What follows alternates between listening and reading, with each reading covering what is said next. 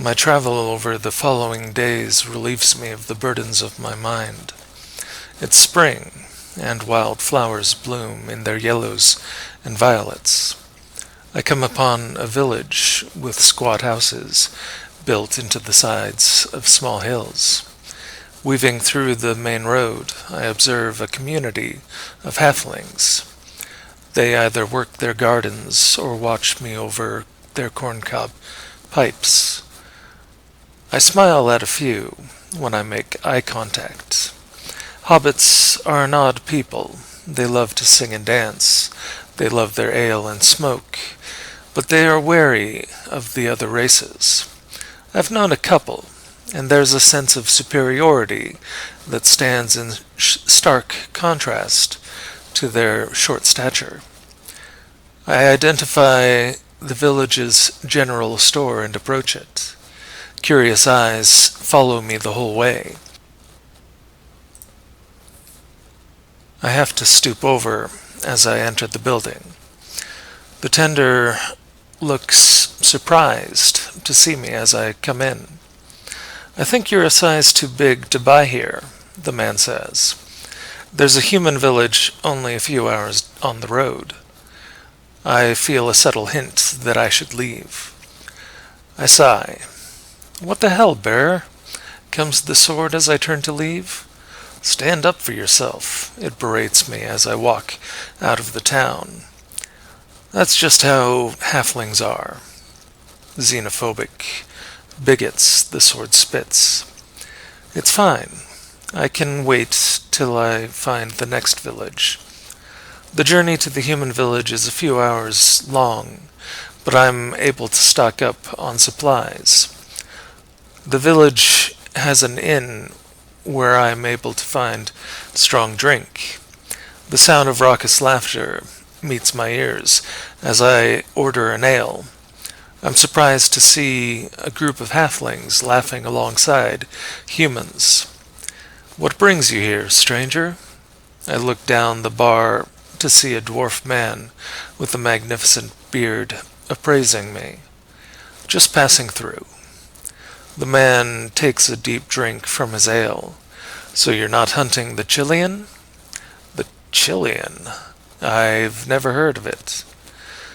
"Chilean," the sword says excitedly. "Sacred beast, quest accepted." I flick a finger on the hilt of the sword. The dwarf looks to me conspiratorially. "A mythical creature. The horns alone are worth 10 times their weight in gold." I nod. "How's that hunting going?" The dwarf looks down into his drink. "It's almost a myth with how rarely it's seen. I've decided," the dwarf says reluctantly, "to give up the hunt." "I'm sorry to hear that." "Ah," the dwarf says, "it's nothing that ale won't fix." The laughter carries over the bar until I call it a night and find my way upstairs to my room. "A Chilean," the sword says repeatedly. "Yes," I say, "a Chilean. Now calm down." "You don't understand, bearer. To subdue such a sacred beast would be a boon to you in every way." I settle down on the bed. My meditation can wait for another night. It sounds like it doesn't come out in the open very often. "Oh, that's no worry. I can identify the territory when we search." I sigh. I didn't agree to hunt this creature. "Come now, bear. It's not like you have anything better to do." I concede its point and bid it good night. The following day, the sword pushes the point. "Fine," I say with annoyance. The sword glows in its scabbard. The forest is dense as I leave trails behind me. "What are we looking for?" I ask. "Don't worry about it. Just keep searching." The day grows long in the fruitless hunt. I meditate on my soul world as night comes over the world. My soul floats through an open meadow. I look down and see a yellow flower shining at me. As I watch the flower, I notice a string that binds the flower to me. The chi of this single flower flows into me through the tether. I find myself contemplating the flower's nature. That's the Tao I hear from some distant source. The Tao, the sword continues, is the nature, the way by which it lives. The flower seems so delicate, like it could be plucked at any moment. You're close, the voice says. There is creation in death, and soon you will refine this spiritual world. It will be like harvesting a flower. I find the notion tragic. This world is my world, and to harvest it seems an injustice. I come out of my inward journey. What do you mean by refine the soul world? The sword glows from within its scabbard. The soul world is a stage of growth, not an end. You'll find spirits in the realm like that of the flower. These spirits are a facet of your Tao. When you are ready, you will convert this world into energy. For now, you absorb a fraction of what is available. It will be as the harvesting of wheat. The soul world will be destroyed, I ask? There are sacrifices on the path of immortality, little mortal. It's day, and my meditation is over. Once more, I take up the hunt for the Chilean. We wander for hours until the sword calls out. There, to the right. I look and see nothing. With a shrug, I walk down a path like any other. I detect the strong scent of musk as I delve deeper into this domain. Just keep walking, the sword says. It'll show itself. No sooner does the sword speak before I hear a low growl. I look for the source of the sound, but can't find it. The sword comes out, and I wait for the creature to show itself.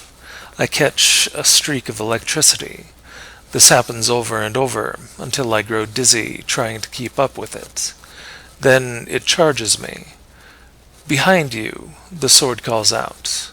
I barely manage to block the savage teeth that seek my throat. What I see before me is an odd creature.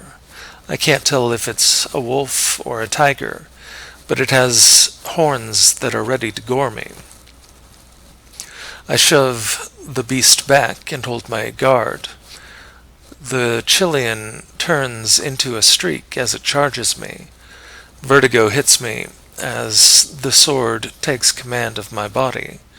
The lightning streak is met by the blade faster than it can comprehend. The assault stopped. The sword begins a sequence of strikes that rapidly draw blood. At first, the beast roars with anger, but soon it cries in pain.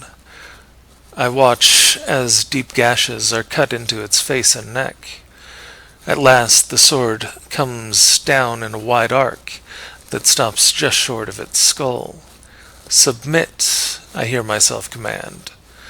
The Chilean is breathing hard and bleeding from many cuts. It moans sadly as it drops to the ground, lying on its belly. Give me your blessing, the sword says with my voice. A low growl escapes the beast's throat, but stops when the blade is leveled before its eyes. Do it, the sword commands. The beast lets out a deep breath, and a static charge sparks along its fur. The lightning focuses between the Chilean's horns before exploding into me. I fall to the ground, tremors racking my body.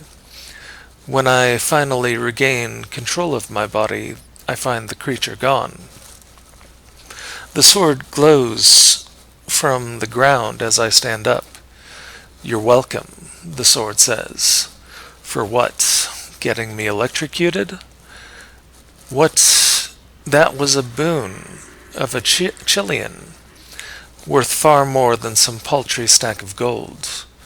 "What do you mean?" The sword sighs, a long-suffering sigh. "I'll show you."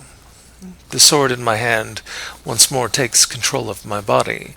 I watch as the sword will uses my body to move like a streak of lightning. One step, and I've cleared the open space. The sword practices a few times before releasing control. I'm numb as I imitate the sword and almost teleport straight ahead. "You're welcome," the sword repeats itself. After a moment's hesitation, I say, "Thank you." The sword glows with pride.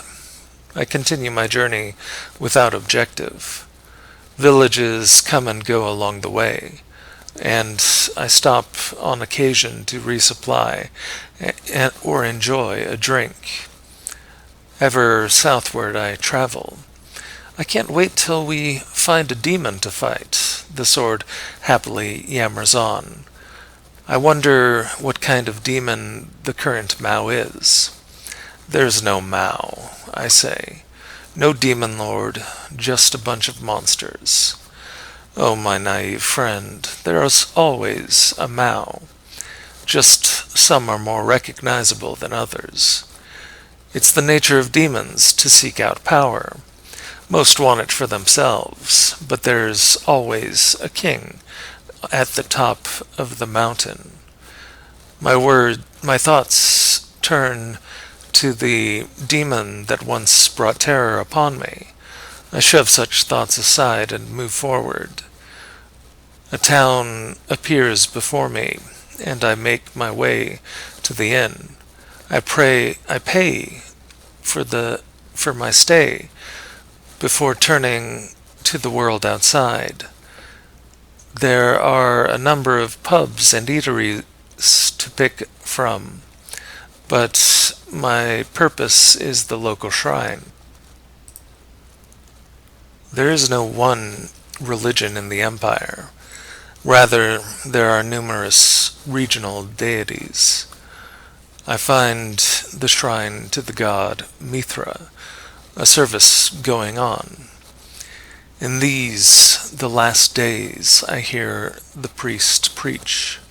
There are those who consort with demons.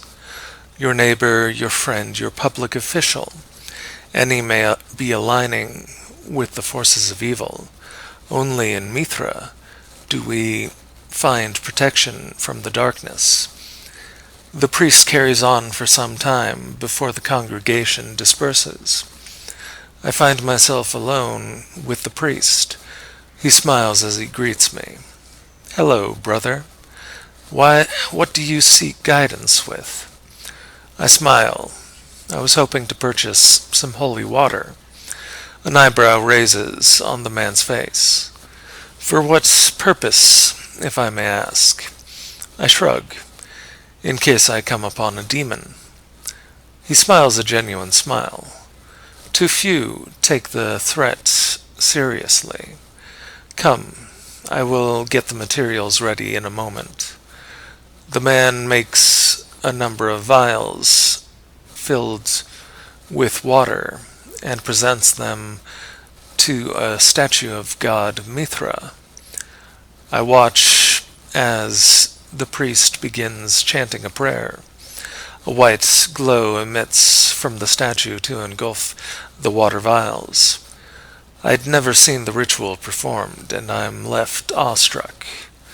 "So it glowed a little," the sword spits. "I do that all the time."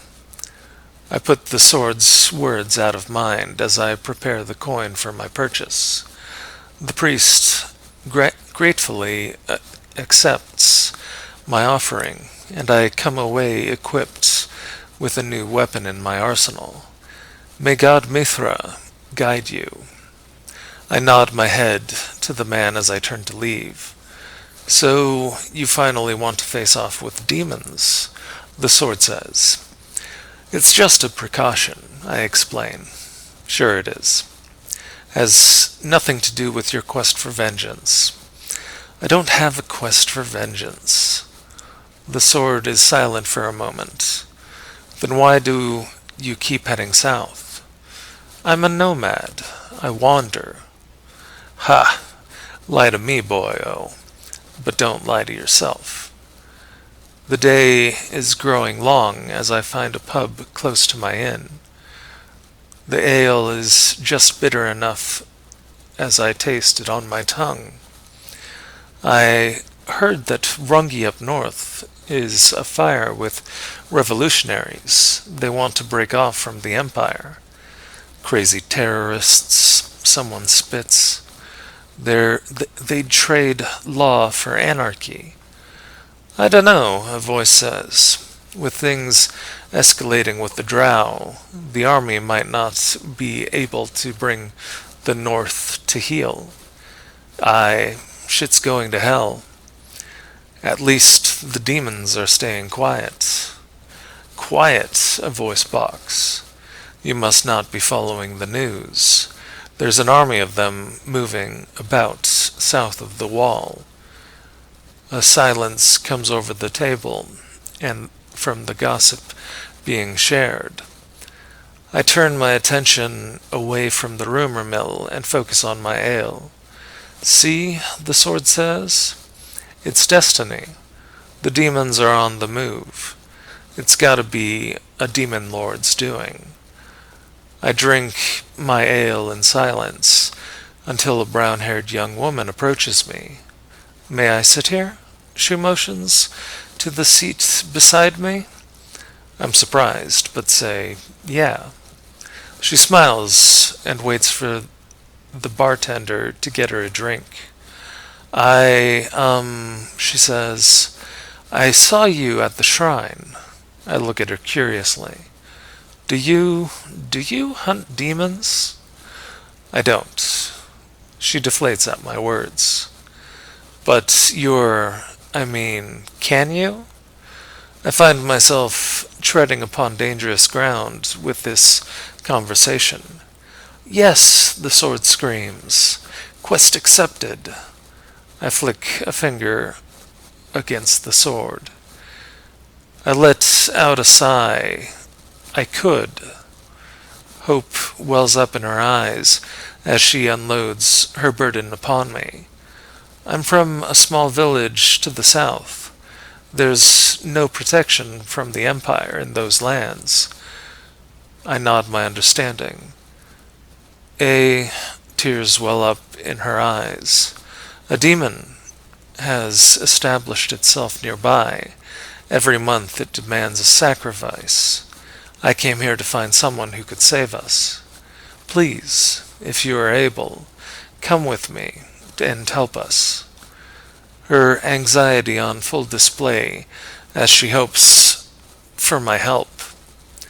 Quest accepted, the sword repeats itself. I think about the dangers I may face. I've never fought a demon before. There are very real dangers to taking up such a mission. Okay, I say. Relief shows in the young woman's eyes. Thank you. We make arrangements to leave the following day, and I return to my drink.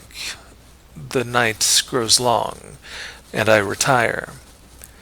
Day breaks upon the world, and I meet the young woman.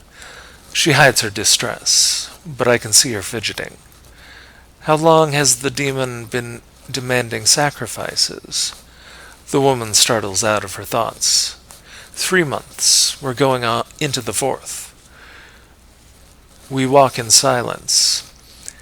I find it difficult to talk to her. she is focused on her purpose. Hours pass as she guides me. We make camp as the twilight hour comes upon the world. I build a fire, and we sit, looking into the flames. "It'll be all right," I say. She smiles, a sad smile. "Yeah." I meditate on my soul world, and before I know it, dawn has come upon us. "You're getting better," the sword notes. "Sleep is overrated." I find myself agreeing with the sentiment. We walk another 2 days before the woman leads me off the trail. I follow without question. She doesn't lead me to a village. Rather, I find myself before a cave. "It's in there," she says. Cautiously, I enter the looming mouth. The sword comes out and its glow is put to some use. Not far into the cave, I meet a ledge overlooking an abyss. Gonna have to find a way around. As I say this, I hear the sword say, "Look out!" I turn to see the young woman rush me. She pushes me into the abyss. On her face, I see misery. But I don't have time to pity her as I plummet to the ground below. The sword escapes my hand, and I'm momentarily stunned. When I recover, I stumble my way back to the blade. I kick against light rocks. At least I think they're rocks, until I have the orange glow of my sword showing me the truth. Human bones and rotten meat litter the cave floor. "Bitch!" the sword curses my guide. But I have no time to worry about her. A skittering sound surrounds me. "Sacrifice," a whispered voice sounds. I can't make out the source of the sound. I see the shadows flee the glow of my sword like living creatures. "Unusual," the whispered voice says. I test the shadows and move to the wall of the cave. My back against something solid, I breathe a little easier. "What is that?" The sword glows brighter, eliciting a hiss from the shadows. "Let's go, bear," the sword groans. "We'll stop this bug." Finally, I hear movement and charge. What I find when I reach my goal confuses me. Shadows pervade the demon, but the long carapace has no end. "Human," I hear from above my head. Vertigo hits me as the sword dances away as something wet strikes the ground I just stood on. The sword returns control as I see the wad of mucus bubble and hiss as it eats into the dirt. I have one bottle of holy water that survived my fall into this mess. The skittering sounds again, and I charge it. The millipede segment is before me. I throw the holy water. The vial breaks upon the demon's carapace. A whispered scream echoes on the walls of the cave. The demon thrashes, and its hold on the ceiling fails. A tangled web of the fiend lies before me. "What are you waiting for?" the sword asks. "Attack."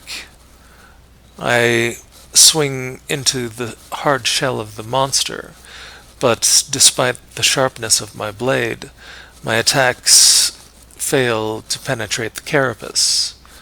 "Use your chi," the sword instructs. I send my spirit into the sword. Its light grows blinding as I cut down on the demon's body. The creature roars as it's neatly cut in two. Find the head. I nod my agreement as I come upon the now shorter main body of the demon. From the side, acid flies at me. I dodge to the side, avoiding most of it, but a few drops land on my clothes and arm. I roar with pain as the mandibles of the shadowy bug charges me. Vertigo hits as the sword will fights through my pain. A segment of the monster's jaw falls to the ground, while the enemy and my body stand off. "What are you?" comes the whispered voice. I feel myself smirk. Legendary. The two forces clash for the final time before my body is returned to me. The demon lies dead at my feet. "Sorry if you wanted the kill," the sword says, "but I was on fire." I nod as I take in the moment. The shadows simmer over the dead demon's form. Old memories stir, and I'm not sure how to feel. The sword, however, knows to celebrate this moment. I let the sword praise itself as I find a way to scale the wall and make my way out of the cave. The woman is gone. Her betrayal stings, but I take the experience as a lesson. Forget about the girl. It happens. Demons pressure the weak into luring in would-be heroes. It's a trick as old as time. With a deep breath, I pick up the trail we'd come by, and before long I find my way to a main road.